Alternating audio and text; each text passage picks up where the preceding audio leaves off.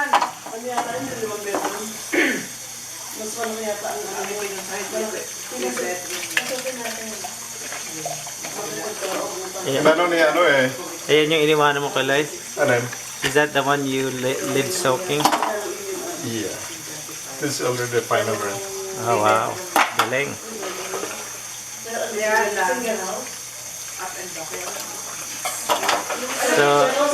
So it's fun to use, huh? Hango ka lang ng hango. Ay, walang magagawa. Yung afford niya eh. Oo. Hindi ko ma-afford yung 18. Para hindi siya bayaran. 18,100. Para hindi siya paupahan.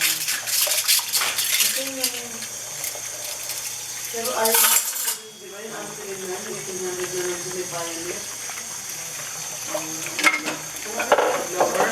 Oo, marami. Ay, may kumuha na daw. Ay, kumuha na. Yung realtor na nagmamanage ng pupuntahan namin. Siya din nagmamanage ng sa Lover. Kasi ano yun eh, ilang kwarto yun.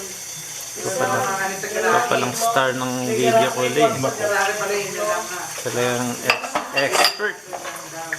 Apat yun sa taas. Dahil pati daw fruit tree. Oo, wala fruit tree. Kasama ko yung barasa, may technique pa eh, no? Naks. Yung malawak eh, yung bayan ng 1800. Yung ano eh, yung kagandahan. Maganda rin sana doon dahil wala ito. Ay, meron pa ako nakita sa pandemik yun. 1800 yun. Kaya lang. The magic sink. Pero yung nandun sa bundok doon, nakuha siguro. No overflowing. 70 million, yung 70.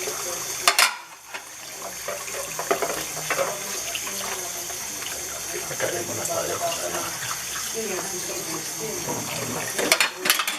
Yan, gawin mo na lang. I-double deck mo yung dalawa. Yung isang kwarto, mag-double deck na lang sila. Tapos you have to wash these large items too, right?